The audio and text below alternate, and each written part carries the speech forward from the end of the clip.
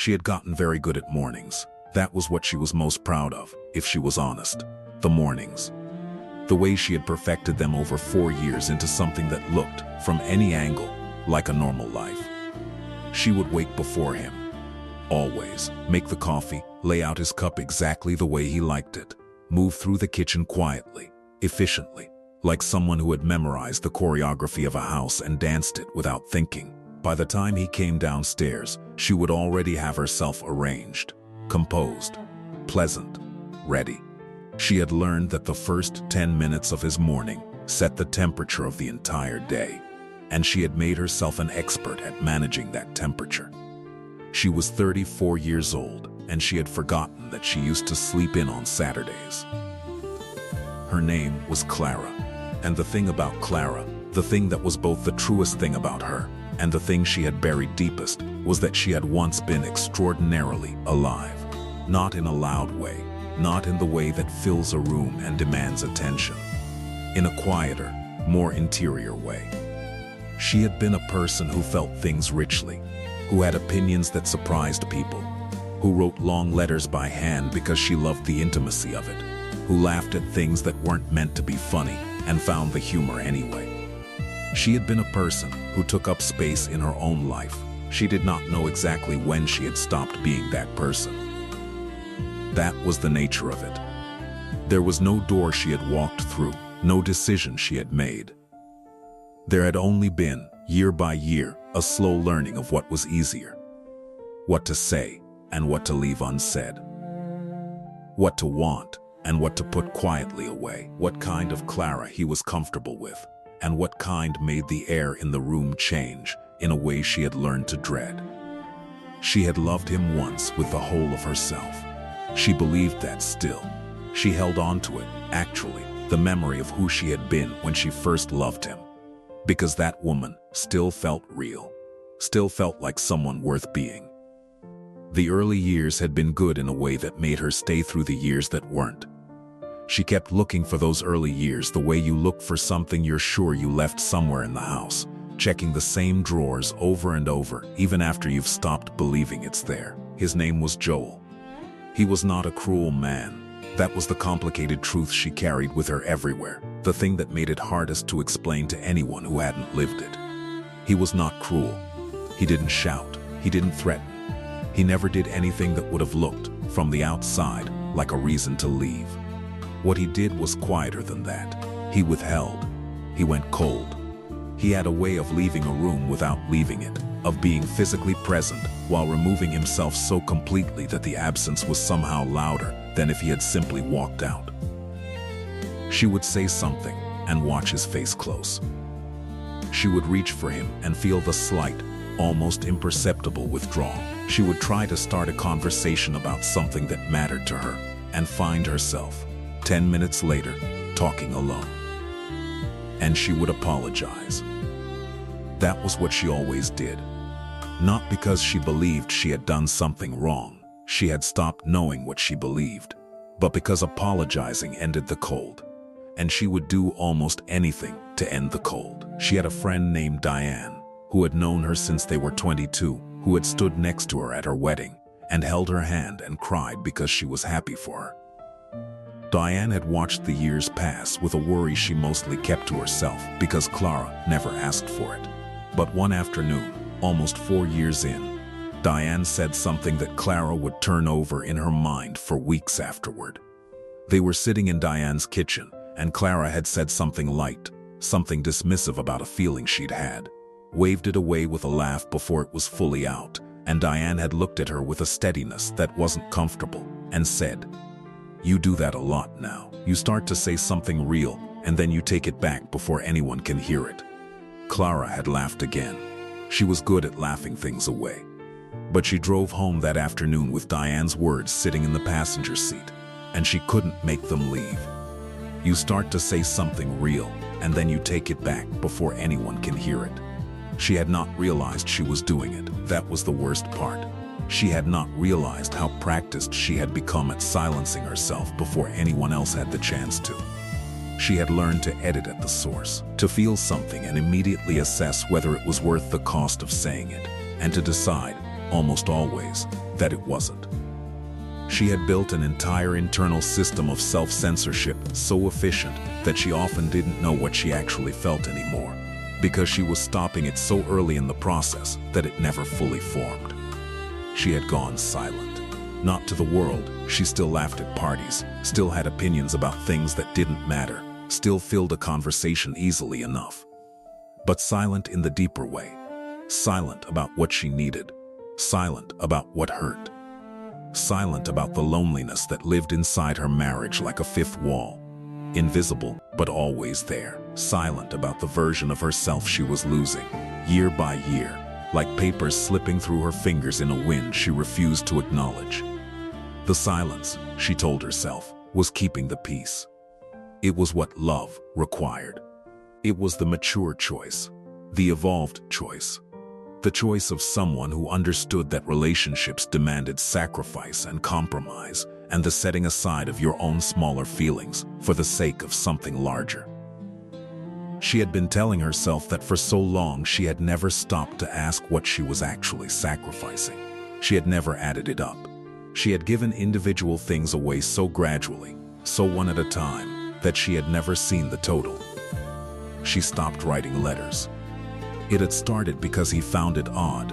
Who does that anymore? And she had laughed with him and felt the small sting of it and put the stationery away and never taken it out again.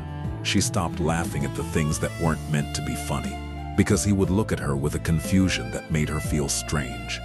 Too much. Difficult to understand. She stopped calling her sister as often because something in the domestic atmosphere of the house was always different when she came off a long call, lighter, somehow, more herself, and that self, apparently, was not the version that fit comfortably here. She stopped, in ways she could not have articulated if someone had asked her, being curious. She had once been ravenous with curiosity about everything. Books, strangers, questions that didn't have clear answers. Now she watched television, and managed the house, and went to work, and came home and made the coffee, and arranged the morning, and the life she was living fit her less and less, and she wore it anyway, every day, like clothes that no longer belonged to her body. She told herself she was fine. She had gotten very good at telling herself she was fine. The breaking happened quietly, the way the most significant things often do. It was a Sunday in November, and she was standing at the window watching the rain, and she realized, with a clarity so sudden it almost had a sound, that she could not remember the last time she had wanted something. Not needed. She knew what she needed. Groceries and sleep, and for the strange tension in the house to lift. But wanted, desired, from the inside, with her own appetite, for her own reasons, independent of anyone else. She stood at the window and tried to find it, and there was nothing. Just a vast, quiet blankness where wanting used to live. She called Diane that evening. She called her, and when Diane answered, she sat there for a moment, and Diane said, "Clara?" And she said, "I think something is wrong with me. I can't want anything. I can't find anything I actually want, and I don't know when that happened." And Diane, who had loved her for 12 years, said, "I know. I've been watching it happen. I just didn't know how to tell you." She left 6 months later. It was not fast, and it was not clean, and it was the hardest thing she had ever done, not because she was still in love with him in the whole way, but because she had organized so much of herself around the structure of this life that she didn't entirely know who she was outside of it. The identity of the woman who managed this house, who kept this peace, who arranged these mornings, that identity had filled the space where herself used to be, and walking away from it meant she had to find out what was underneath. She was terrified of what she might find. Or more precisely, she was terrified of finding nothing. She found something. Not immediately. The first months were disorienting in a way she hadn't anticipated. A loss of equilibrium that comes when you have been in survival mode for so long that the absence of the threat is itself unsettling. She didn't know what to do in a morning when no one else's temperature had to be managed. She would stand in her kitchen, a small apartment that was hers and only hers, and feel the freedom and feel the vastness of it, and not know what to do with either. She wrote a letter. That was the first thing. She sat at the small table by the window and she wrote a long letter to Diane. by hand, on paper, and she said everything she had been unable to say for 4 years. It took 2 hours. Her hand cramped and she kept going anyway. When she finished, she felt something shift in her chest, some small thing that had been held very tight for a very long time that had finally, gently, let go. She started wanting things, slowly, like a circulation returning to a limb that had been still too long. First, just a vague awareness, then a little sensation, then something recognizable. She wanted to visit the coast. She wanted to reread a book she had loved at 25. She wanted to go to a gallery on a Wednesday afternoon, for no reason at all. She wanted to call her sister without monitoring the time. She wanted to laugh at things that weren't meant to be funny. She did all of it, one small thing at a time. And each one felt like a door she had thought was locked opening so easily, she was not sure it had ever really been locked at all. She found, on the other side of all that silence, that she was still there. Clara, the one who wrote letters and found the humor in things and felt everything richly, was still there. Quieter than she had once been, a little worn, a little more careful. But there, intact in the way that matters, she was still herself. She had stayed herself, underneath everything, even through all those years of slowly learning not to be. That is perhaps the most important thing she discovered, that the self does not dissolve entirely, even in long silence. It waits. With a patience that is almost unbearable, it waits. There is something in Clara's story that may feel familiar to you, not in its specific details, not necessarily in its relationship, but in its texture. The particular texture of having grown quiet in a place where you once had a voice. The texture of editing yourself so consistently that you are no longer sure what the unedited version would say. The texture of being fine, always fine, managing everything, keeping the peace, and carrying somewhere underneath all of that, a loneliness you don't let yourself name out loud. Silence, when you choose it consciously and temporarily, can be a form of wisdom. But silence that is not chosen, silence you have learned to impose on yourself because speaking has cost you too many times, that kind of silence is not peace. It is a slow emergency. The first thing to understand is what silence actually costs, because it does not feel like a cost in the moment. It feels like avoiding a cost. It feels like the reasonable trade. You don't say the thing, and the temperature stays stable. And you don't have to deal with the cold, or the withdrawal, or the look that makes you feel strange and too much. And so the silence feels like it is saving something. But what it is saving in the short term, it is taking from you in the long term. Every true thing you don't say is a small withdrawal from the account of yourself. Individually, almost nothing. Accumulated over months, over years, bankruptcy. The second thing is this: you can lose your voice without ever being silenced by anyone else. Clara was never told to be quiet. No one ever took her voice from her. She gave it away incrementally, piece by piece, in the reasonable seeming logic of keeping things smooth. And this is something important to sit with: the recognition that sometimes the most significant silencing is internal. The editor we become. The gatekeeper who stops our own true things before they can reach the surface. If you have learned to do this, and many women have, in many different kinds of relationships and families and environments, it is worth asking when you learned it and what it has cost you. The third thing is about what staying too long actually means. Because people often think staying too long means staying past a moment of obvious harm, staying through something dramatic and visible. But staying too long can also mean staying past the moment you stopped growing, past the moment you stopped being curious, past the moment you noticed you couldn't want anything anymore. It can mean staying so long in a place that doesn't fit you that you forget what fitting feels like. There is a question worth asking yourself, quietly and honestly. Do you feel more like yourself or less like yourself in your life as it currently is? Not a complicated question.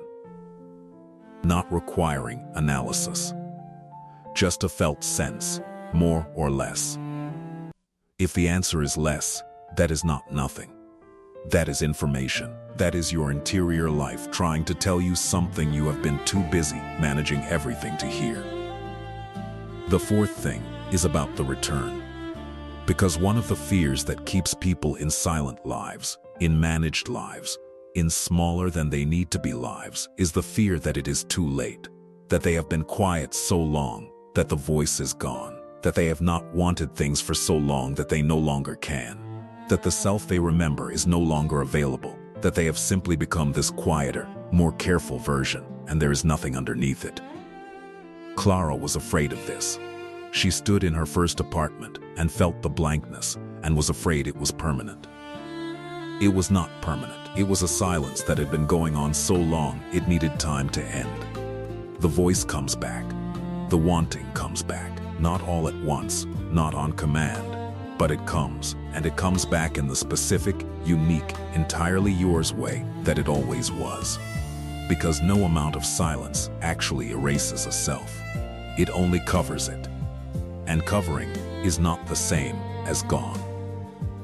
The fifth thing, the one to hold most carefully, is that speaking is an act of self-preservation, not selfishness. Every time you say what is true for you, to a partner, a friend, a family member, to yourself alone in the quiet, you are keeping yourself alive in the way that matters most.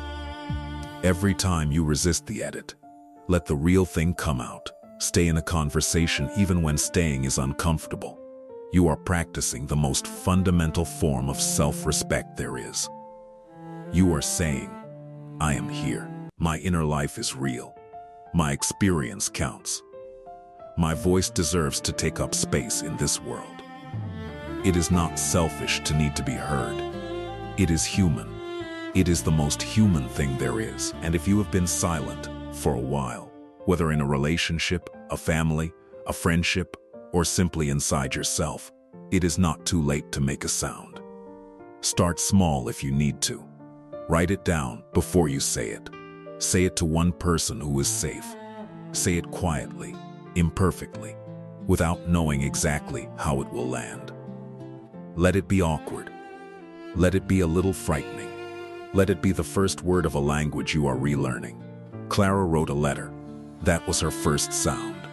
And from that first sound, everything that had been waiting came slowly, warmly, irrevocably back to life. Your voice has been waiting for you, with more patience than you know. Let it speak.